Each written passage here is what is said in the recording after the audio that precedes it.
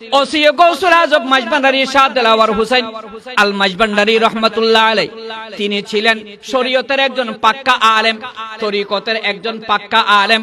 শুধুমাত্র তাই নয়, মারফত হাকিকত সম্পর্কেও তার অনেক বেশি ধারণা ছিল। তাহলে বাবা, এখন যদি আমি হযরত শাহ সুফি ওসি গৌসুল আজমের ব্যাপারে যদি উল্টা পাল্টা বলি, তাহলে কি এটা আমার মুখে সাজবে? বড় করে বলেন না। তিনি যে এলম অর্জন করেছেন, আমি এখনো পর্যন্ত ওই এলমের পারেও যাইতে পারি না। তিনি যে এলম অর্জন করেছেন, ওই এলমের আশেপাশে এখনো আমি যাইতে পারি নাই। তাহলে আমার মতো নাপাক ব্যক্তি যদি ওসি গৌসুল আজমের ব্যাপারে যদি কথা বলি, তাহলে আমার চেয়ে বড় মুনাফিক, আমার চেয়ে বড় নিমক হারাম, আমার চেয়ে বড় নাখান্দা আর দুনিয়া থেকে থাকতে পারে? বড় করে বলেন না। অতএব খবরদার মোল্লা, খবরদার, তোমরা যুগে যুগে গৌসুল আজম দস্তগীরকে ফতোয়া দিয়েছো, তোমরা যুগে যুগে খাজা গরিব নওয়াজকে ফতোয়া দিয়েছো, তোমরা যুগে যুগে শিহাবুদ্দিন সখরওয়ার্দীকে তোমরা ফতোয়া দিয়েছো, তোমরা গৌসুল আজম মাইজভান্ডারীকে ফতোয়া দিয়েছো, তোমরা হাজা নিজামুদ্দিন আউলিয়াকে ফতোয়া দিয়েছো। তোমরা এইভাবে করে কোন আউলিয়া একরামকে তোমরা ছাড়ো নাই। শুধুমাত্র তাই নয়, মনসুর খাল্লাসের মতো ব্যক্তিকে তোমরা ফতোয়া দিয়ে তোমরা শুলিতে ছড়িয়েছো। তুমি মোল্লা, ঠিক না বেঠিক? বড় করে বলেন, ঠিক না বেঠিক? দমে দমে জপরে মন লা ইলাহা ইল্লাল্লাহ, ঘটে ঘটে আছে জারি, ঘটে ঘটে আছে জারি লা ইলাহা ইল্লাল্লাহ।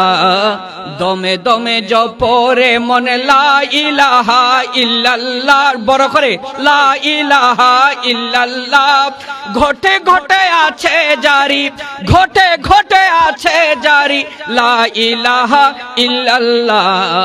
দমে দমে জপরে মন আসসালামাই নূরে চশমে,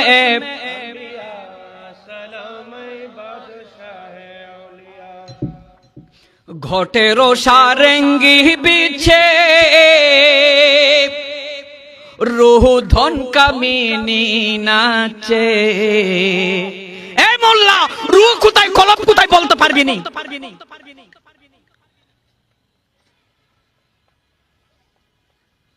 ঘটে রোশারেঙ্গি বিছে, রুহ ধন কামিনী নাচে।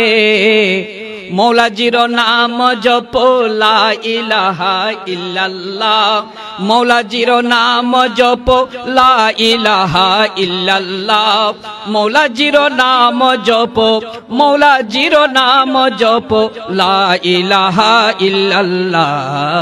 দমে দমে জপরে মনে লা ইলাহা, বড় করে লা ইলাহা ইল্লাল্লাহ, ঘটে ঘটে আছে জারি, ঘটে ঘটে আছে জারি লা ইলাহা ইল্লাল্লাহ। দমে দমে জপরে মন আসসালামাই নূরে চশমে।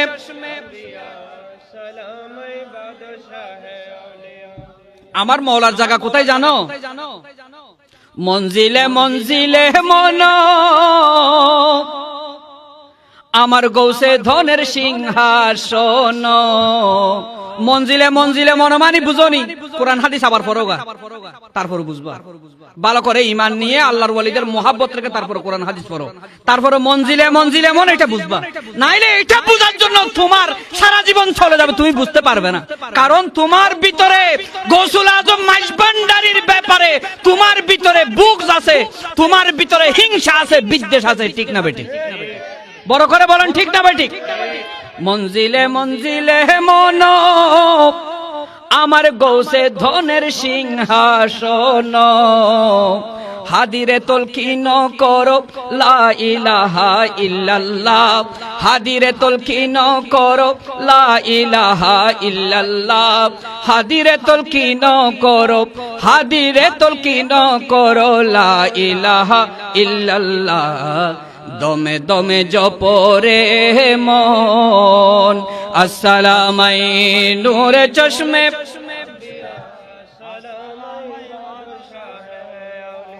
কেন চিনলি না রে মন কেন চিনলি না রে মন গৌসুল আজম মাঝি ভান্ডারি মৌলানা কেমন কেন চিনলি না রে কেন চিনলি না রে মন গৌসুল আজম গৌসুল আজম মাঝি ভান্ডারি গৌসুল আজম মাঝি ভান্ডারি মৌলানা কেমন কেন চিনলি না রে মন গৌসুল আজম মাঝি ভান্ডারি মৌলানা কেমন আসসালামাই নূরে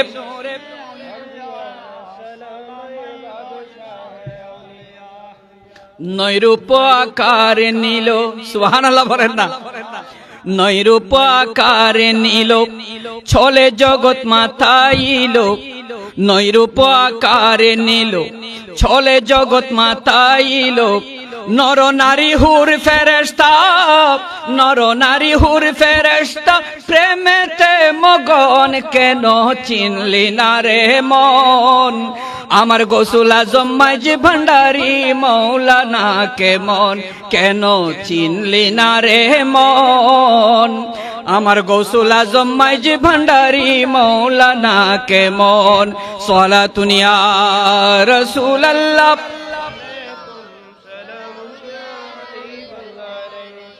নৈরূপ আকার নিল ছলে জগৎ মাতাইল মানে বুঝনি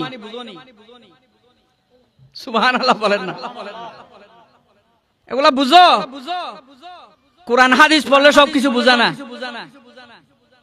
আল্লাহর ওয়ালির দামান ধরতে হয় আল্লাহর ওয়ালির কদমে চুম্মা দিতে হয় তারপরে তুমি বুঝবা গৌসুল আজম মাঝি ভান্ডারির দরবারে গিয়ে তুমি সিজদা দিয়ে আসো তারপরে বুঝবা নাহলে বুঝবা না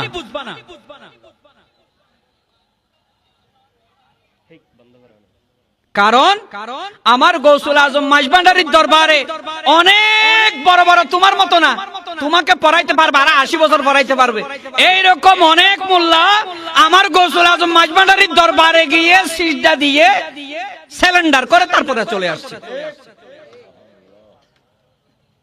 প্রমাণ আছে না নাই বড় করে বলেন আছে না নাই হযরতে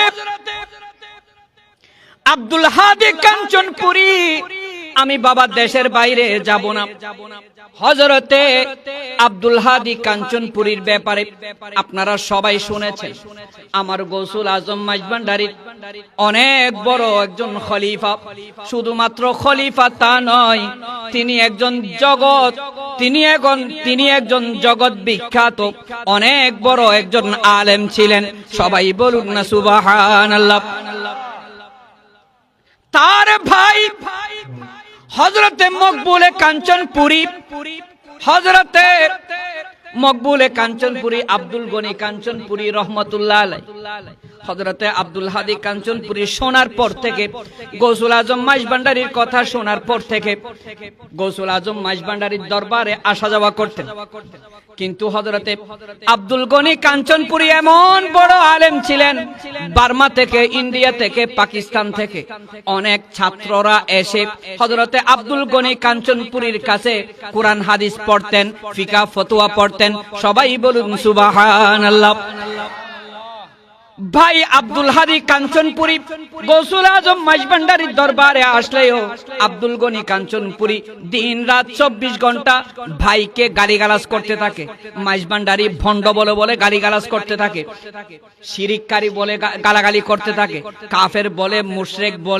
বলে না বলে এরকম কোনো কথা নাই সবকিছু বলে সবকিছু ফতোয়া দেয় তুমি মোল্লার মতো ঠিক না বেটি বড় করে বলেন ফতোয়া দিত ফতোয়া দিতে দিতে দিতে দিতে হযরতে আব্দুল হাদী কাঞ্চনপুরী কি করলেন বাবাজান হযরতে গৌসুল আজম মাঝি ভান্ডারির দরবারে এসে আরজি জানালেন ইয়া গৌসে পাক আমাকে আমার ভাই এরকম এরকম বলে আমার গৌসে পাক কোনো উত্তর দেয় না হঠাৎ করে এরকম করতে করতে করতে করতে করতে করতে একদিন কি করলো, হযরতে আব্দুল হাদী কাঞ্চনপুরী স্বপ্ন দেখলেন।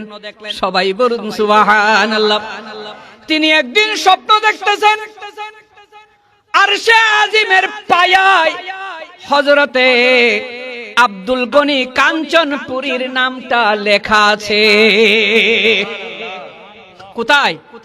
আরশে আজিমের পায়ায়। আরশে আজিম কোথায় জানো নি? এই মোল্লা, আরশে আজিম কোথায় জানো নি?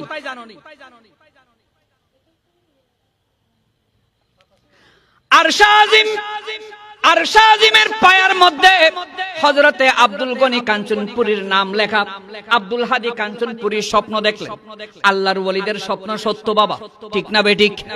বড় করে বলেন ঠিক না বেঠিক? আল্লাহর ওয়ালিদের স্বপ্ন, তারা স্বপ্নের মাধ্যমে ইলহাম পায়। সুবহানাল্লাহ বলেন না? তারা স্বপ্নের মাধ্যমে ইলহাম পায়। আল্লাহর ওয়ালিদের স্বপ্ন সত্য, শুধুমাত্র সত্য নয়, আল্লাহর ওয়ালিদের স্বপ্ন যারা মিথ্যা বলবে তাদের ঈমানের দুর্বলতা আছে না নাই? বড় করে বলেন আছে না নাই? হযরতে আব্দুল হাদী কাঞ্চনপুরী তিনি স্বপ্ন দেখে আব্দুল গনি কাঞ্চনপুরীর নাম মুবারক যখন তিনি আরশে আজিমের পায়ার মধ্যে দেখলেন, তাড়াতাড়ি ঘুম থেকে উঠে সকালবেলা হতে না হতে তিনি দৌড়াই দৌড়াই দৌড়াই দৌড়াই ওই যে কাঞ্চনপুর থেকে তিনি ফটিকছড়ি গৌসুল আজম মাঝভান্ডারীর দরবারে আসলেন। এসে বললেন, ইয়া গৌসে পাক। আসার সাথে সাথে আব্দুল হাদী কাঞ্চনপুরীকে দেখার সাথে সাথে আহা, আমার গৌসুল আজম মাঝভান্ডারী মুস্কি মুস্কি হাসি দিলেন। সবাই বলুন না সুবহানাল্লাহ। ও আব্দুল হাদী, তুমি কি জন্য এসেছো বলো? বলে যে, ইয়া গৌসুল আজম মাঝভান্ডারী, আমি একটা স্বপ্ন দেখেছি। সেই স্বপ্ন দেখা মাত্র আমি যতক্ষণ পর্যন্ত আপনার সাথে দেখা হয় নাই ততক্ষণ পর্যন্ত আমি স্থির থাকতে পারি নাই। সেই জন্য আপনার কাছে চলে আসলাম। ইয়া গৌসে পাক, আমি আপনার কাছে আসলাম এই স্বপ্নটা বলার জন্য। গৌসে পাক বললেন, হ্যাঁ হ্যাঁ বলো বাবা, কি স্বপ্ন দেখেছো? হযরতে আব্দুল হাদী কাঞ্চনপুরী বর্ণনা করলেন যে, আমি স্বপ্নে দেখেছি আমাকে আমার ভাই এই আব্দুল গনি কাঞ্চনপুরী তিনি আমাকে প্রত্যেকদিন গালিগালাজ করে, প্রত্যেকদিন শিরিক করি বলে, প্রত্যেকদিন নারী পুরুষ মেলামেশা করি বলে, প্রত্যেকদিন ভণ্ডাকে। এরকম কোন দিন বাকি নাই যেই দিন আমাকে ভণ্ড বলে না। শুধুমাত্র তাই নয়, তিনি লিখিতভাবে মৌখিকভাবে আমাকে ফতোয়া দিয়েছে। সবাই বলুন না নাউযুবিল্লাহ। আমাকে ফতোয়া দিয়েছে। এরপরেও এত আপনার শানে গুস্তাখি করার পরেও আমি কেন তার নাম আরশে আজিমের পায়ার মধ্যে দেখলাম? সবাই বলুন না সুবহানাল্লাহ। কেন আমি আরশে আজিমের পায়ার মধ্যে তার নাম দেখলাম? ইয়া গৌসে পাক, আমাকে একটু বলুন। গৌসে পাক হযরতে গৌসুল আজম মাঝভান্ডারী মুস্কি হেসে বললেন, বাবা তুমি চিন্তা করিও না, তোমার ভাইও আমার দরবারে আসবে। তোমার ভাইও আমার দরবারে আসবে। ঠিকই যেদিন স্বপ্ন দেখলো সেই দিন মকবুলে কাঞ্চনপুরী হযরতে আব্দুল গনি কাঞ্চনপুরী রহমতুল্লাহ আলাইহি ওই দিন সকালে বড় ভাইয়ের পিছনে পিছনে ওই ছোট ভাইয়ের পিছনে পিছনে বড় ভাই আব্দুল গনি কাঞ্চনপুরী গৌসুল আজম মাঝভান্ডারীর দরবারে এসে সারেন্ডার করলেন। সারেন্ডার করতে দেরি ওই আব্দুল গনি কাঞ্চনপুরীর সিনা ভরে আমার গৌসুল আজম মাঝভান্ডারী বেলায়েত দিয়ে পরিপূর্ণ করে দিয়েছে।